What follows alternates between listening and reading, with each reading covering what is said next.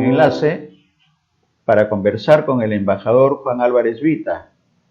El papel de la Cancillería, de la diplomacia, de relaciones exteriores en estos tiempos va a resultar mucho más importante de la que ya tiene en el tema de las relaciones internacionales por el papel articulador que debe cumplir en las exigencias que requiere nuestro país para mejorar sus condiciones, no solamente económicas, sino las condiciones de vida de todos los peruanos. Y en esa línea tiene un papel muy importante el Ministerio de Relaciones Exteriores. Y qué mejor conversar con un embajador de carrera, un exitoso embajador diplomático, profesor universitario, historiador y otras cualidades más que hacen del embajador una personalidad. Para nosotros un gusto volver a conversar. Bienvenido, embajador, como siempre, bienvenido Ánfora 2021. Buenos días. Por esta invitación, porque realmente es un placer hablar con periodistas que saben preguntar lo que se debe, conocen cuándo destacar algo, y realmente quiero felicitar también por la forma como se conduce este importante programa. Embajador, somos un equipo de 10 periodistas con un recorrido y nosotros solamente somos la parte final, el proceso final de un trabajo y de un compromiso y de un amor al Perú, que creo que esa es la principal razón de hacer televisión y de estar tratando de mejorar las condiciones de vida de todos los peruanos. Y qué mejor con personalidades como usted, que tiene mucho que decir y mucho que transmitir. Que creo que estamos en la época de la virtualidad y la transmisión de conocimientos y de experiencia para nosotros resulta muy importante. Hay varios temas y seguramente ya lo escuchó, embajador, con respecto al nuevo papel que debe tener, y ya lo hemos conversado en anterior entrevista, del nuevo papel que debe tener la diplomacia peruana, considerando que además tenemos 2 representantes de los peruanos en el exterior que son los ojos de vigilancia, digamos, del trabajo que realiza el consulado o la embajada y finalmente el Ministerio de Relaciones Exteriores. A ese escenario agregarle los 2 peruanos en el exterior que han sido y van a ser y son ya representantes ante el Congreso de la República, 2 congresistas. ¿Cuáles son las tareas, los retos que debe cumplir la diplomacia peruana en este escenario, además de bicentenario? Toda una situación de optimismo que lleva a que tiene que tener un papel articulador. No sé si coincide con esa opinión, embajador. Coincido, pero plenamente, 100% con este criterio que está exponiendo usted. En primer lugar, los diplomáticos, que tenemos doble función dependiendo de los casos. El de la diplomacia propiamente dicho y también la función consular, que tiene como objeto principal atender a los peruanos que se encuentran en algún otro país. En este sentido, yo creo que desde hace algunos años que se estableció el sistema de los consejos de consulta, para que los peruanos residentes en el exterior tuviesen también un espacio para, no solamente para dialogar con las autoridades diplomáticas peruanas en el exterior, sino también promover la cultura de nuestro país, promover también la parte comercial. Yo creo que cada peruano que está en el exterior siente también la necesidad de acercarse a una oficina peruana. Esto se nota principalmente en lugares donde las misiones diplomáticas son muy pequeñas, a veces de tan solo 2 funcionarios diplomáticos, ¿no? y para extensiones verdaderamente muy grandes. Pero lo digo esto por experiencia propia, siempre ha sido para mí una satisfacción estar en contacto con los peruanos, intercambiar ideas, ver qué cosa es lo que se puede hacer para ayudarlos. Porque los peruanos muchas veces van también a las embajadas o los consulados para ofrecer su colaboración. Llegan para presentarse, para tomar un primer contacto y verdaderamente uno hace amistades que luego van a perdurar muchísimos años. Lo digo también por experiencia propia. Yo mantengo muchos vínculos con los peruanos que viven en Ginebra, en Suiza, porque yo tuve ahí no solamente la representación ante la Oficina de las Naciones Unidas en Ginebra, sino también el Consulado General del Perú. Era para toda la Confederación Helvética y el Principado de Liechtenstein, que es uno de lo que se conoce como estados minúsculos o diminutos, que se encuentra entre Austria y Suiza. Y también con los peruanos que viven en Indonesia, son 21 peruanos exactamente, con los que siempre nos reuníamos. Ahí también había que ver el factor de cierto aislamiento, ¿no? A pesar de que el indonesio no es una lengua muy complicada, pero hay que hacer siempre algún esfuerzo para poder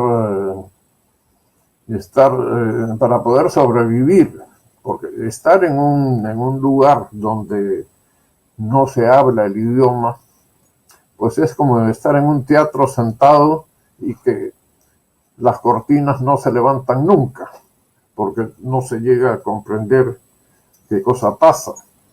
También mantengo hasta ahora vínculos con los peruanos que vivían en Budapest, en Hungría, cuando yo estaba ahí desempeñando funciones de segundo secretario y de cónsul. Así que es siempre una satisfacción colaborar, recibir el apoyo, es decir, crear unos vínculos amistosos con la colonia peruana. Y es algo que da mucha satisfacción el funcionario. Siempre he encontrado yo una gran colaboración, muy buena disposición para eso. Gracias.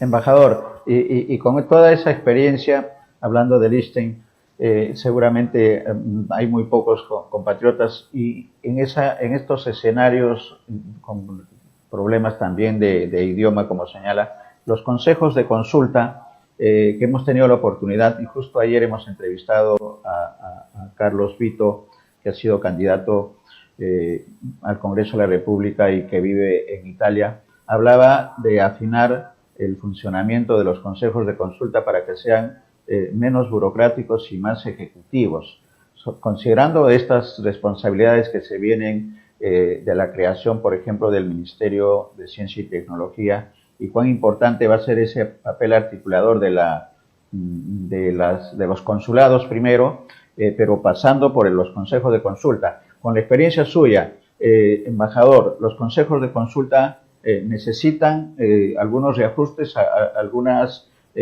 modificar algo de su funcionamiento y de su organicidad, o ya está muy bien y falta solamente un poco de decisión en las instancias superiores a los consejos, que son los consulados. Bueno, yo pienso que no hay ninguna sociedad, ninguna institución que se pueda decir ya ha llegado al punto final de la perfección. Eso no existe. Y yo creo que los consejos de consulta no pueden ser una excepción. Claro. Me parece que lo principal en este sentido es que sea la misma colonia peruana, la que haga ver y que diga, mire, estas normas que están en el reglamento sobre el funcionamiento de los consejos de consulta deberían ser modificadas, ¿no? Pero como en toda institución humana, uno siempre va a encontrar personas que tienen caracteres distintos, ¿no? Sí, claro, Intereses. también. Entonces, yo pienso que instituciones como la Cancillería peruana va a cumplir 200 años el día 3 de agosto, es una de las La instituciones primera. republicanas de las más antiguas y que continúan en funciones hasta el día de hoy. Bueno, si uno analiza en 200 años qué es lo que ha pasado con la Cancillería peruana, pues vería es el conjunto de cambios acompasados con la institución de la República, ¿no?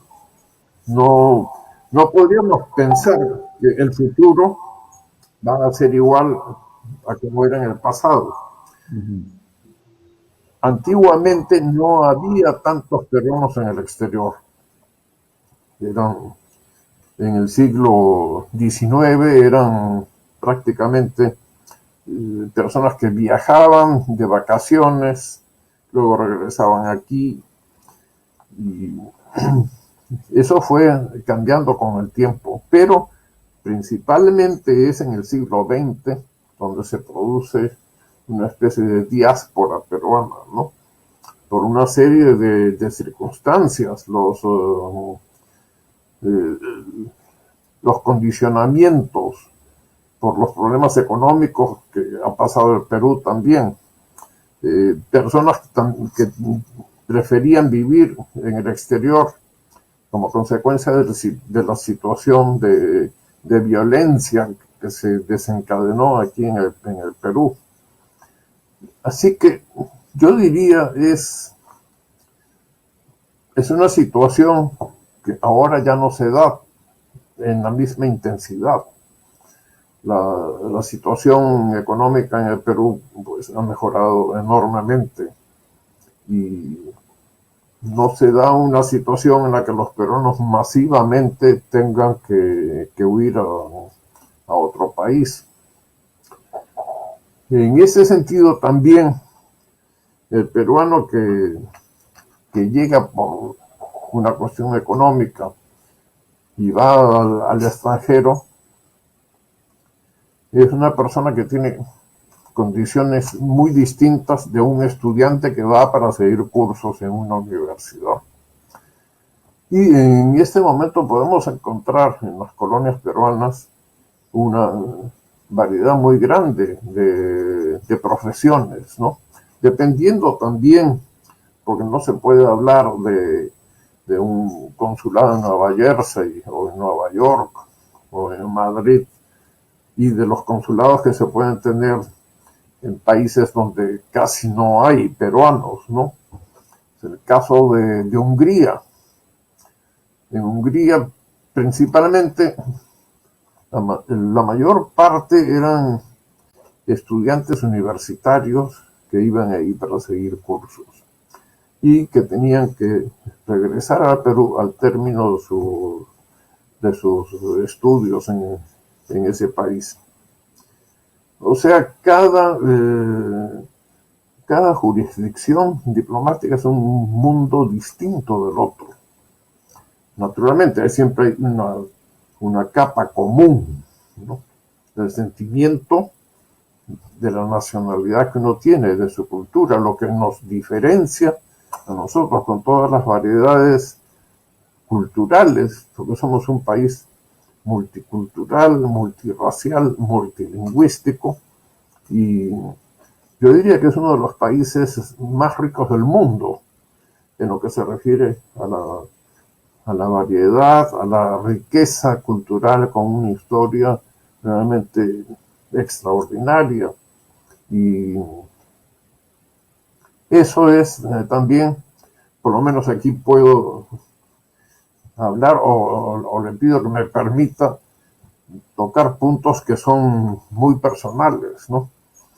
Yo pienso que el abrir puertas para el Perú depende no solamente de lo que todo el mundo piensa, la parte económica que tiene que primar, pero para esa parte económica, cuando se trata de abrir mercados, por ejemplo, es imprescindible difundir cómo somos, qué es lo que estamos ofreciendo y cuáles son las condiciones también para que se adapten al país en el cual quiere uno proyectar no solamente los productos peruanos, sino también los intereses políticos y la imagen cultural que nuestro país produce. Yo recuerdo en una oportunidad que recibí un mensaje muy urgente que decía que se había producido una superproducción de pollos y deseaban saber cuál es la situación en Indonesia, si el mercado permitía esto. Bueno, ahí el diplomático tiene al mismo tiempo que conocer la cultura y la realidad del país a donde está acreditado. En este caso, una pregunta tan simple como podía ser, tenemos una superproducción de pollos, pero el mundo no es todo parejo. En Indonesia, por ejemplo, donde yo he sido embajador, la mayoría de la población es islámica, entonces para que el Perú pueda vender un pollo, pues, se requiere también conocer que los islámicos tienen que sacrificar al pollo rezando en dirección hacia la Meca y procurando que el animal tenga el menor sacrificio posible. Y esto tiene que estar autenticado por lo general se contrata a un islámico que conoce muy bien todas esas reglas y permite certificar que esa producción de animales ha cumplido con las reglas que establece el Corán. Entonces, mi respuesta fue que se necesitaba saber si esos pollos habían sido sacrificados con respecto a esas normas. Dependiendo de eso, porque también en Indonesia no es todo islámico, hay poblaciones de católicos, cristianos en general, pero no llega a más del 2% de la población. En este marco, yo recuerdo que hubo que explicar en qué consistía eso, porque al pollo, por ejemplo, que tiene que va a ser adquirido por Indonesia en este caso, tienen que ponerle un sticker, ¿no?, que diga haram o halal. Entonces eso el islámico va a comprar el pollo con toda tranquilidad porque tiene ahí un sello que lo hace aceptable para el consumo humano y de un islámico, ¿no? Son cuestiones que a veces uno nota cuando llegan misiones comerciales para vender productos peruanos, pero que por lo general se pasa en las universidades peruanas, no se suele enseñar este tipo de elementos que no solamente son económicos, sino que están dentro de la cultura, de la idiosincrasia del pueblo al cual se quiere vender algo. ¿No? El papel que tiene que cumplir en estos tiempos, hablando del Consejo de Consulta, que tiene que ser modificados, en todo caso, como usted bien dice, por los mismos peruanos, 3 millones de peruanos que están en el exterior, y en este tema del papel de delegaciones comerciales. También es sumamente importante el papel de los diplomáticos.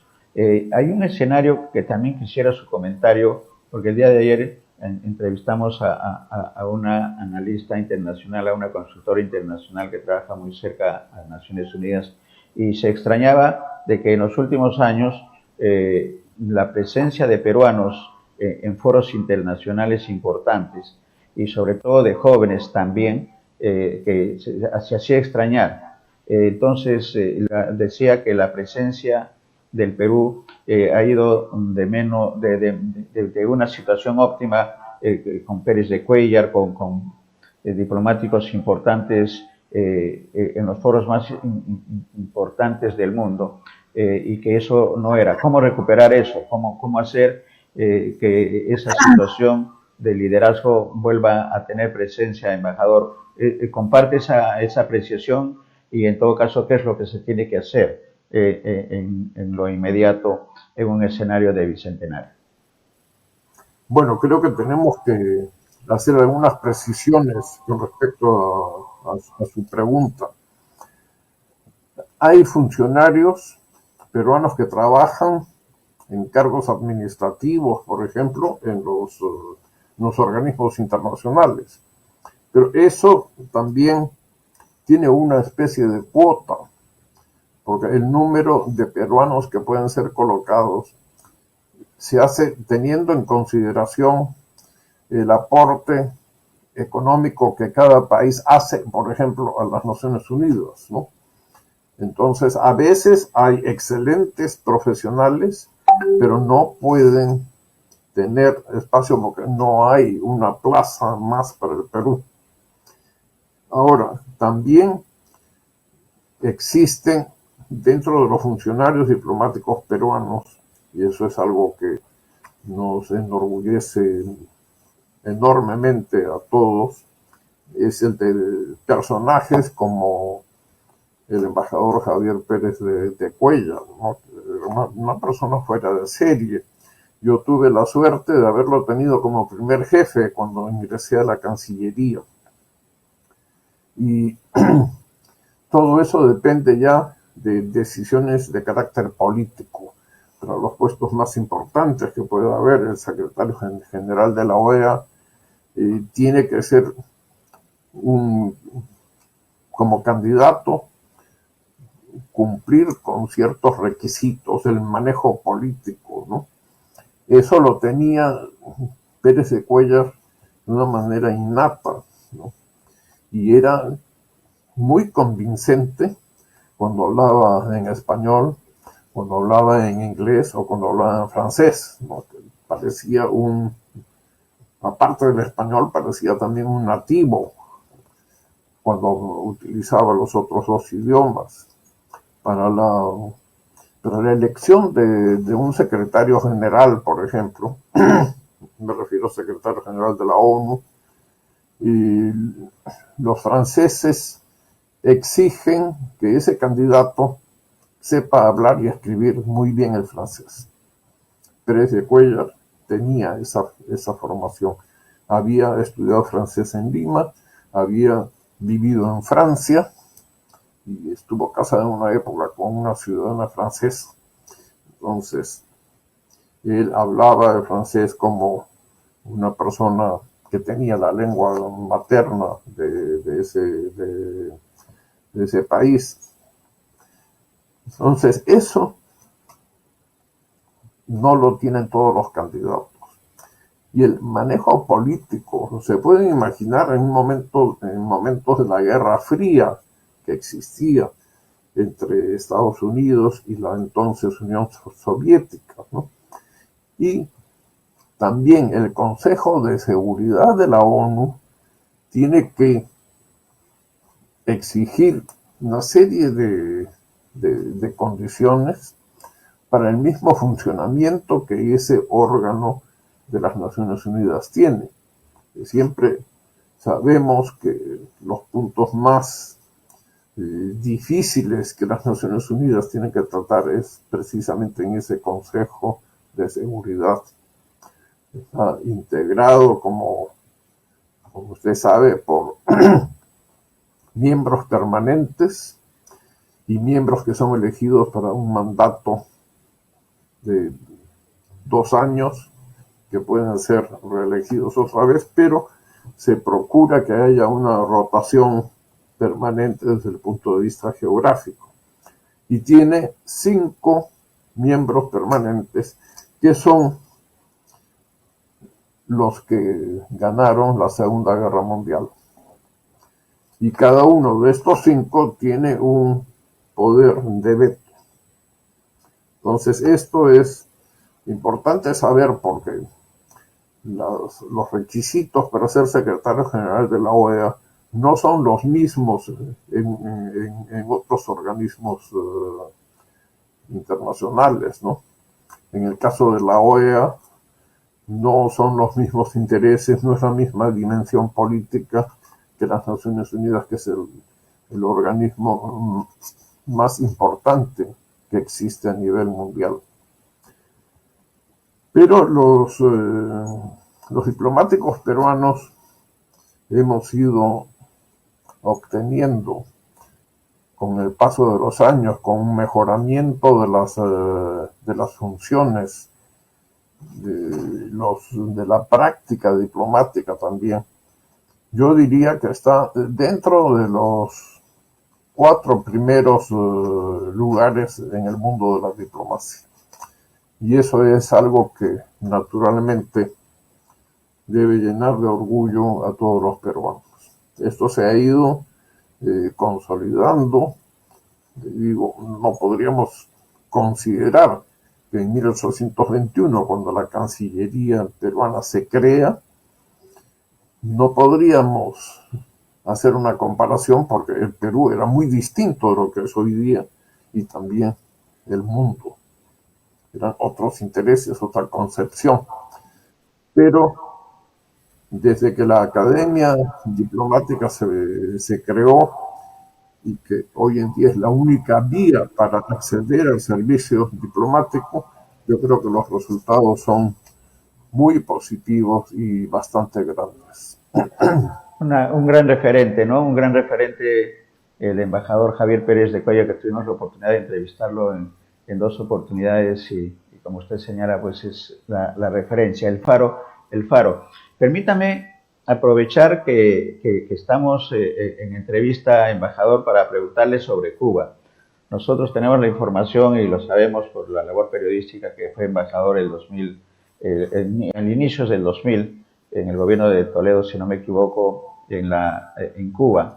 Y Cuba está, digamos, en la atención mundial por los hechos que han ocurrido, sobre todo el día domingo, de violencia. ¿Cuál es la interpretación? Usted que ha sido embajador y que conoce la idiosincrasia del cubano, muy al margen de la situación política que puede estar y que de hecho está en estas protestas. ¿Cuál es la impresión del pueblo cubano y qué es lo que puede estar pasando? ¿Hay un cuestionamiento al Estado, a la forma de gobierno, o es una situación coyuntural, como bien ha dicho en su momento el presidente de Cuba, con respecto a desabastecimiento y al boicot que tiene de manera permanente con los Estados Unidos? ¿Cuál es la impresión, primero, embajador, del pueblo cubano y luego de los gobernantes, quienes están en este momento en el gobierno de Cuba? Sí, bueno, Cuba es un país que yo diría es muy especial. Tenemos muchos vínculos con Cuba de carácter histórico, tenemos la misma lengua, en gran medida también compartimos muchos valores culturales, una gran parte de nuestro origen que viene de España, de la época del virreinato. Bueno, todo esto contribuye mucho a un mejor entendimiento, ¿no? Estamos conversando con ellos, utilizando además la lengua castellana. Aparte de esto, en Cuba se tiene muy presente al Perú En la Quinta Avenida de La Habana, que está en una zona muy bonita, una zona residencial, existe un monumento a Mariano Ignacio Prado. Y en uno de los parques hay otro monumento a Leoncio Prado. Leoncio Prado está considerado como héroe de la independencia de Cuba. Entonces, les digo, hay un primer acercamiento. Pero con los años, desde que Cuba pasó a tener un sistema comunista, las relaciones han oscilado siempre, dependiendo de muchísimos factores. Entre ellos, el mayor o menor, ¿cómo podría decirlo esto? El menor o mayor acercamiento o afinidad que pudiera tener. Yo diría que desde que se estableció el socialismo en Cuba, el gobierno con el que más entendimiento ha tenido, me refiero al gobierno de Perú, es el de la época del general Juan Velasco Alvarado, que inicia en el Perú un acercamiento también hacia el mundo socialista europeo. Siempre que uno conversa con altos funcionarios cubanos, viene esa parte del recuerdo que dejó el general Velasco. No podemos olvidar que cuando Velasco Alvarado tuvo los problemas que le hicieron perder una de las piernas, el gobierno de Cuba envió a los mejores médicos que tenía para, por lo menos, salvarle la vida al general Velasco Alvarado. Esto se da con bastante intensidad. Yo recuerdo que con motivo de la visita del entonces canciller de Perú, que era Diego García Sayán, el presidente Fidel Castro lo recibió a él, que estaba acompañado por el entonces secretario general, el embajador Manuel Rodríguez Cuadros, y a pesar de que yo no había presentado mis cartas credenciales, o sea, no podía tener mayor contacto con ninguna autoridad, el gobierno cubano hizo una excepción de considerarme como embajador acreditado. Entonces yo tenía 2 días en Cuba y pude participar de una conversación con Fidel Castro que se extendió por más de 5 horas.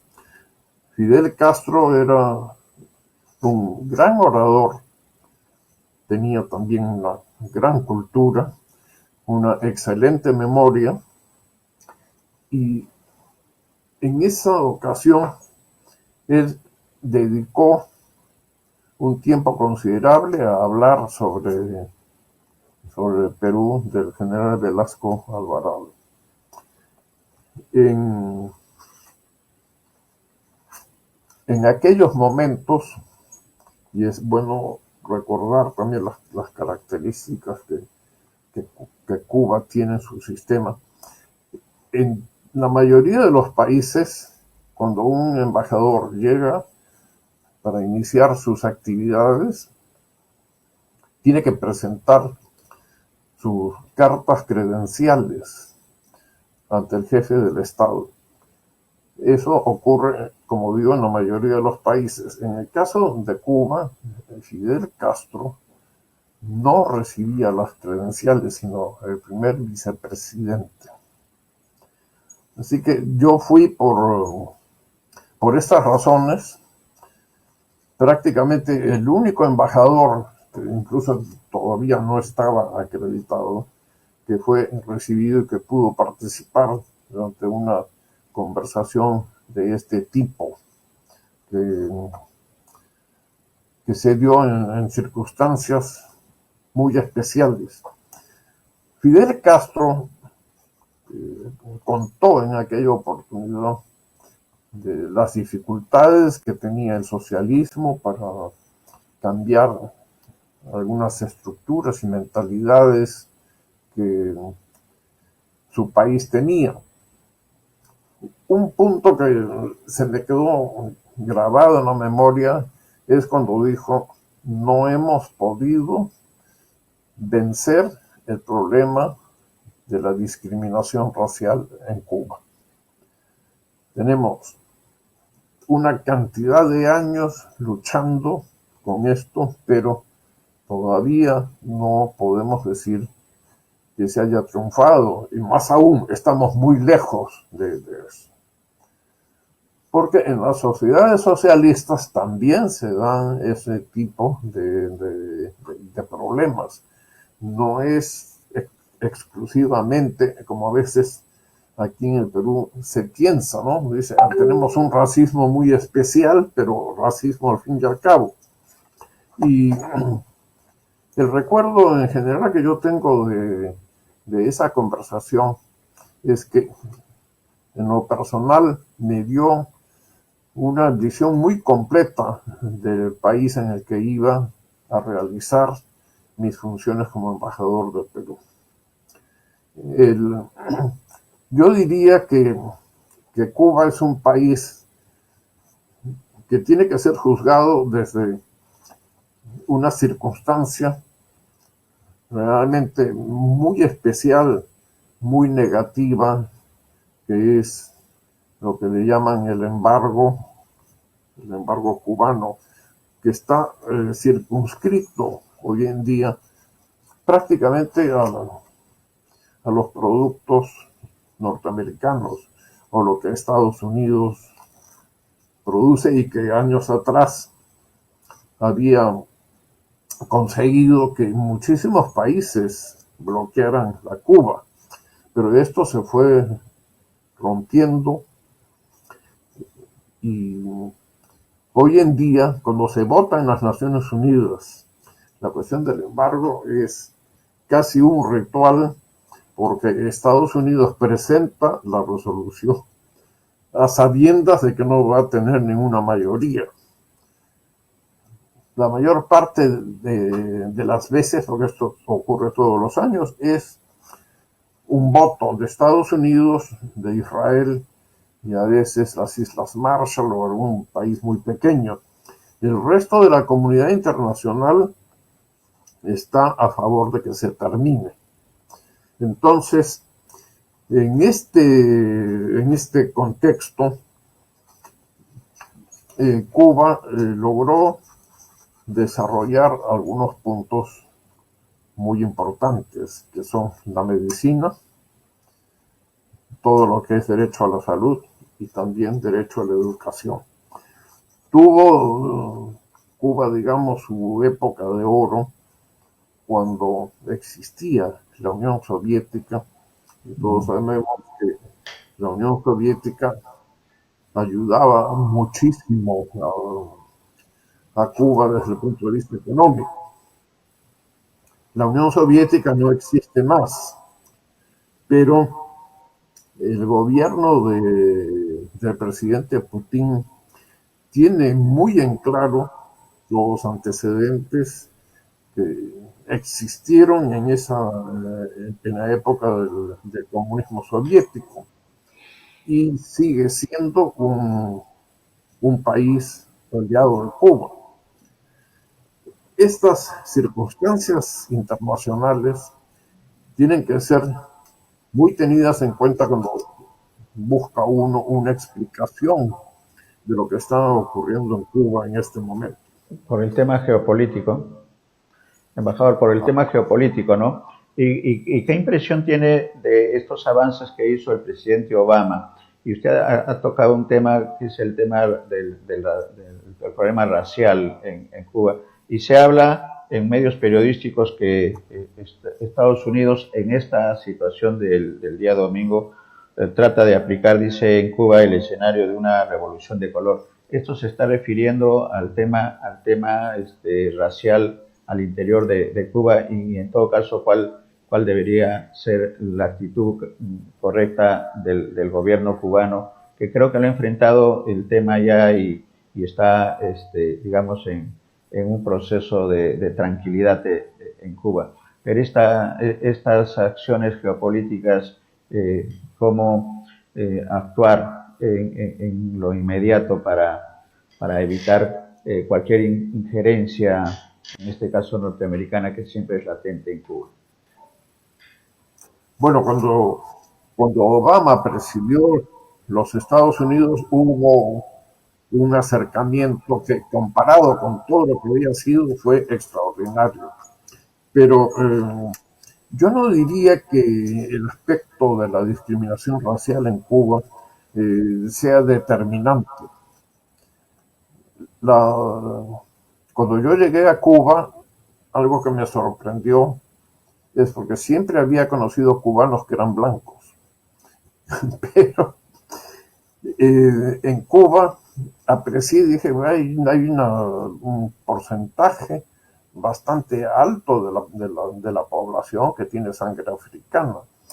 Me explicaron que entre personas de origen africano y las mezclas que se han producido, se llega más o menos a un 50%. Población indígena prácticamente no hay porque desapareció en el momento de la conquista. Desapareció porque, bueno, Cuba era un país con una población indígena casi inexistente. No se nota una presencia como la que puede haber en los países andinos o los de América Central o el resto de lo que se conoce como América Latina. Ahora, ellos consiguieron que en el campo de la educación y de la ciencia y tecnología, que es un punto que mencionó usted hace unos minutos, con respecto a la ciencia y tecnología, pues hay una diferencia muy grande entre lo que es Cuba y otros países en vías de desarrollo como somos nosotros. Aunque estamos en una situación en la que decimos que estamos a medio camino. Sí, es cierto, estamos a medio camino, pero es una situación pues muy de gran desbalance, ¿no? Aquí en el Perú se puede vivir en el primer mundo en determinados barrios de la capital peruana. Cuando uno sale, el desnivel que puede encontrar pues es muy grande, parecen varios países en uno. Y ciencia y tecnología, yo creo que el Perú tradicionalmente le ha dado poca importancia a ese tema. Hay anuncios de que se va a crear ahora un ministerio especial para la ciencia y tecnología y yo creo que eso nos podrá colocar en un buen nivel en el concierto de las naciones desarrolladas. Y digo esto porque los peruanos en general tenemos mucha capacidad para ingeniarnos, para solucionar cosas que gente de un país desarrollado enormemente no llega. Es como si se hubiesen perdido algunas condiciones de carácter humano. Entonces, con esas características y un impulso a la ciencia y tecnología, creo que el Perú puede cambiar en mucho sus ritmos. Ahora, volviendo a la situación cubana, tenemos que considerar, y yo he visto que en la prensa, no solamente en la del Perú, sino en la prensa internacional, estos sucesos que han tenido en estos días se le vincula exclusivamente con la carencia de productos médicos, la carencia de alimentos también, y a ello se suma también el afán de muchos grupos cubanos que piden un régimen de mayor libertad. Que esto es un punto aparte, que al mismo tiempo está fundido con los otros elementos que le mencionaba.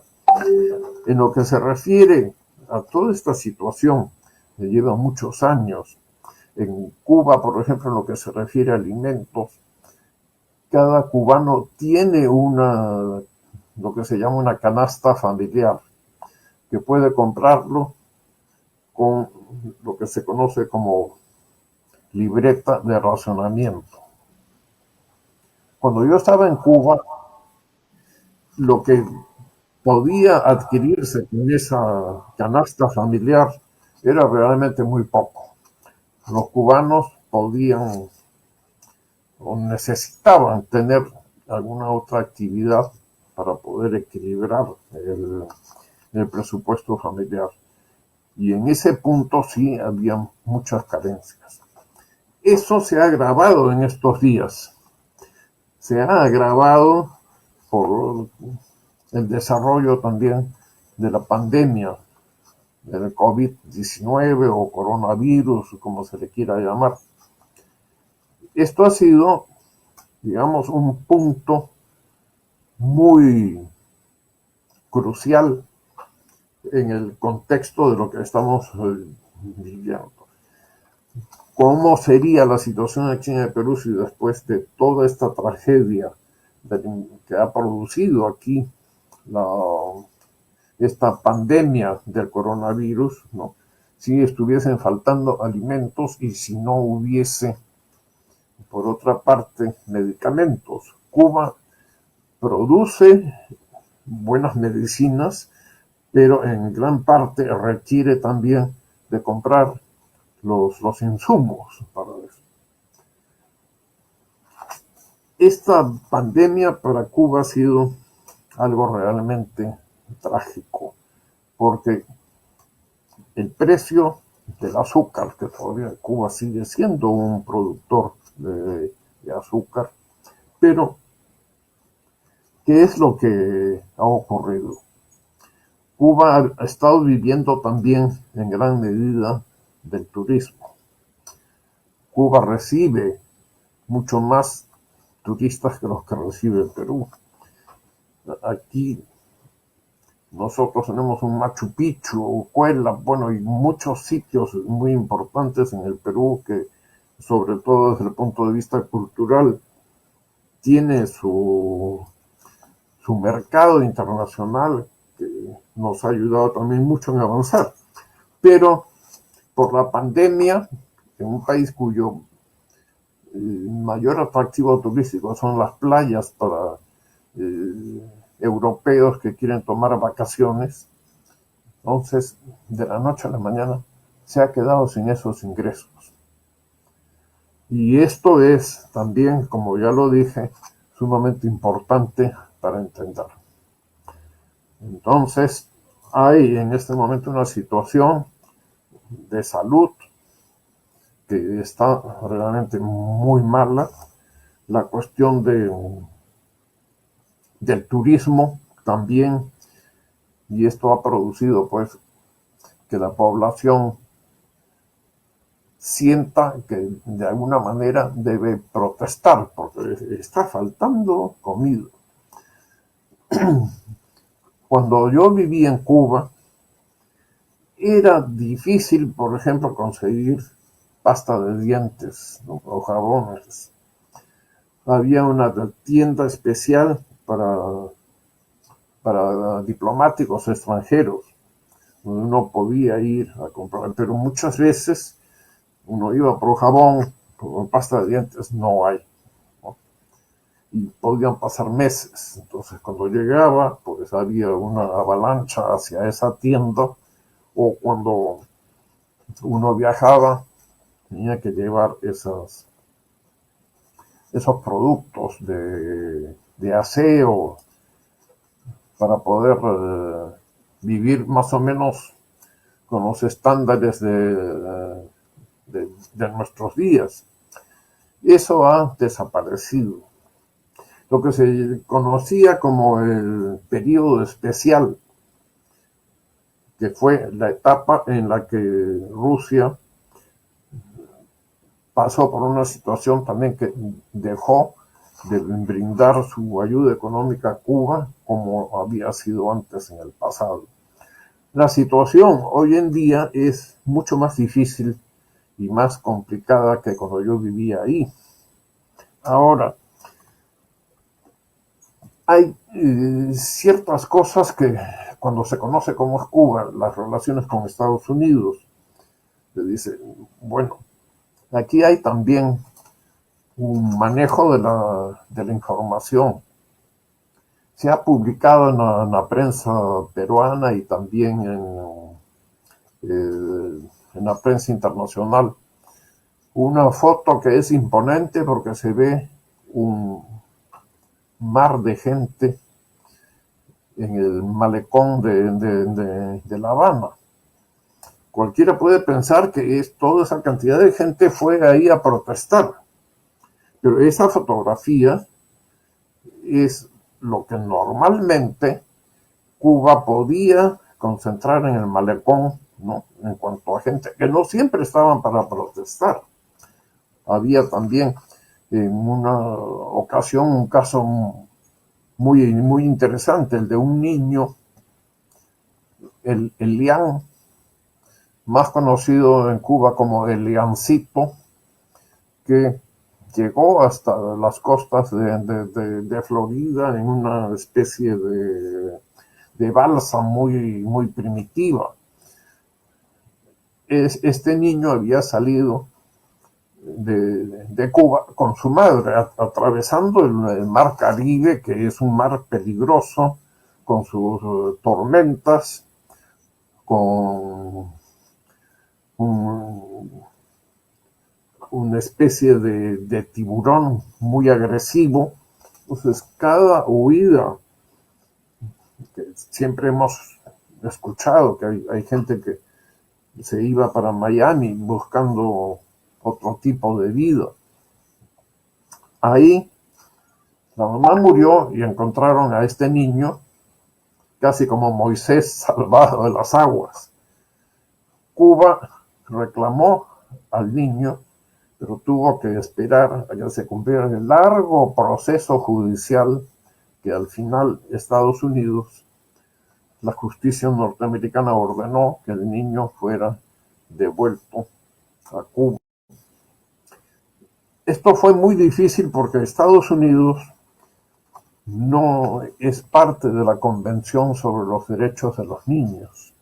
Si no, hubiera sido mucho más simple el retorno de este niño. Este niño cubano tenía parientes en Miami que lo reclamaron, lo acogieron, y fue algo muy triste también para esta familia cuando tuvieron que devolver a su sobrino a Cuba porque el padre lo estaba reclamando. Entonces ahí hubo una de esas manifestaciones que se ve en el malecón que Fidel Castro convocaba, y era increíble, un espectáculo que uno decía, bueno, ¿de dónde sale tanta gente?, ¿no? Esto, entonces, para el observador que conoce profundamente estas circunstancias, la lectura que se hace de la información publicada también, cuando uno encuentra que hay cosas falsas, ¿no?, empieza a poner en duda qué otro tipo de noticias son falsas o no. Se dice, por ejemplo, que el gobierno, a raíz de estos problemas en estos días, ha hecho el corte de las comunicaciones por Internet. Bueno, eso es parcial. Lo sé por experiencia propia porque yo tengo amigos en Cuba y he recibido mensajes, ¿no?, por Internet que quizás haya una restricción en eso, es posible, pero debo reconocer que las comunicaciones telefónicas con Cuba nunca han sido óptimas. Yo no soy un técnico como para decir esto se debe a que están interceptando las líneas o no. Yo puedo decir esto sí, pero no es competencia mía, no está algo en mi formación que me permita asumir conocimientos que no tengo. Y no me gusta tampoco eh, adoptar un criterio cuando no lo he verificado. Yo Claro, he aprendido como diplomático a poner siempre las cosas en duda, ¿no? Tengo un pensamiento cartesiano, ¿no? Voy a pasar muchas veces estudiando una fotografía, algo para llegar a la verdad con esto. Ahora, ha habido algunos anuncios positivos por parte del presidente de Cuba. Está permitiendo la importación de medicinas, de útiles de aseo y de comidas. Pero de la información que tengo es que esto está eh, permitido solamente para los viajeros. Pero las informaciones que tengo sobre estos casos las tengo todavía así bajo sospecha, ¿no? Porque viajeros no hay muchos. Entonces, el que un pasajero pueda importar sin restricciones en cantidad, pero menciona que es el equipaje acompañado, entonces no puede ser, no se puede dar una recepción gigantesca ni de alimentos ni de medicinas, porque el equipaje acompañado pues no puede ser muy grande. Pero hay algunas cosas que sí son importantes como consecuencia de esto. Primero, que el gobierno de Cuba ha lamentado la pérdida de la vida de uno de los manifestantes, ¿no? Y reconociendo que quizás hubo un exceso por parte de la policía que podemos calificarla de represión y muy clara. Pero son pequeñas cosas que podría decirse hay un ánimo del gobierno cubano de remediar esto, ¿no? Yo no creo que haya ningún gobierno que recurra a medidas de dura con su población, ¿no? Si es que no, salvo que estemos pues frente a gobiernos de tipo nazi o de otras características. Hay en Cuba también una restricción en cuanto a los sueldos. Los sueldos son bajísimos. Que se nos diga que un médico excelente, ¿no?, gana un equivalente de 20 o 30 dólares al mes, resulta increíble e inaceptable para la persona. Pero han dado una disposición que a las empresas cubanas, a partir de ahora, aunque las normas generales dicen que esto tiene como plazo de hasta el 31 de diciembre, pero han autorizado a las empresas a que puedan elevar el salario de sus trabajadores. Esto es muy importante, porque antes era el gobierno el que decía, este es el sueldo de un abogado, este es el sueldo de un médico, ¿no? Esto es un avance muy importante en un régimen como el cubano, que es difícil de comprender cuando uno no ha estado compenetrado como testigo de excepción cuando se vive ahí en Cuba. También se ha prometido mejorar el sistema de la generación eléctrica, ¿no? Porque cuando se vive en La Habana hay que considerar que de pronto la electricidad desaparece y esto es realmente muy molestoso, ¿no? Porque son a veces pues muchas horas. Y se ha hecho una promesa de que se mejorará eso.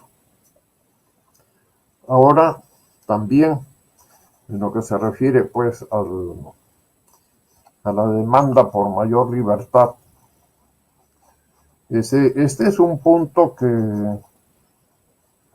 vale la pena referirse a esto. Se señala muchas veces que los cubanos no pueden viajar, ¿no? Pero no se dice que no pueden viajar no solamente porque no obtienen un visado de salida de su propio país, sino que no obtienen con facilidad un visado para entrar en otro país. Entonces yo diría que aquí hay una responsabilidad compartida, no es únicamente una cuestión que se pueda decir es no salen porque son cubanos y el gobierno no les permite, al mismo tiempo que pasa ahí. También la situación de los profesionales, principalmente de médicos. Cuba tiene una formación médica de primera categoría. Pero como ya dije anteriormente, los salarios son muy bajos. Y es cierto que cuando tienen que viajar hacia el exterior, hay mucha restricción como para que un médico le dejen salir con su cónyuge o con sus hijos, ¿no? Queda siempre alguien ahí. Sin embargo, yo conozco profesionales de la medicina que sí han salido con su familia. Ya describir todo el sistema después tomaría mucho tiempo, ¿no? Resulta también extraño que haya habido este estallido en días pasados, porque en Cuba hay un sistema de jefe de manzana, digamos, o de sectores de la población que son los que están viendo que toda la gente vaya a una manifestación cuando se le convoque. ¿Cómo es que esta situación ha podido escapar y que hayamos sido testigos a través de la televisión de lo que está pasando en Cuba, ¿no? Cómo no fue detectado, pues, un país famoso por tener un sistema de inteligencia de primer orden, ¿no? Sí. Hay una serie de Otros, aspectos esos, que habría que estudiar con más detenimiento, ¿no? correcto, sí. Y lo felicitamos, embajador, porque usted nos ha dado a conocer en el detalle la vida de los cubanos y la realidad y sobre todo los retos que se tiene en este futuro inmediato y que ha provocado algunas reacciones positivas del gobierno cubano con respecto a la población, este tema económico que nos parece sumamente importante. En realidad hablar de Cuba es hablar todo un capítulo, pero nos ha puesto ya en el contexto, creo, a los peruanos y a quienes están en la sintonía de ANFRA 2021 de lo que realmente está ocurriendo en Cuba. Y gracias porque el conocimiento suyo de haber vivido en Cuba es un testimonio valioso para sacar las conclusiones de lo que realmente está ocurriendo. Vamos a tener que tener una entrevista, embajador, sobre el tema de Cuba en el detalle, y también sobre la situación de Venezuela, que también tiene mucha relación esta situación y que preocupa a los peruanos y a todos los latinoamericanos. Muchas gracias, embajador. Si haya quedado algo en el tintero con respecto a los cubanos, porque, como digo, vamos a tener que tener un capítulo dedicado a Cuba y a Venezuela, porque son países hermanos y que nos preocupan y que han aportado tanto en su momento para el Perú, no solamente en el tema de la independencia ahora con el Bicentenario, sino Cuba sobre todo en el tema médico. Embajador, si hubiera algo más que agregar, con el agradecimiento siempre por sus conocimientos. El agradecimiento es mío también, porque ha sido muy grato rememorar cuestiones sobre Cuba y ver también cómo se suelen distorsionar las cosas y a veces por la fuerza de la repetición, ¿no? Se terminan por distorsionar así 100%, ¿no? De acuerdo, embajador. Muchas gracias.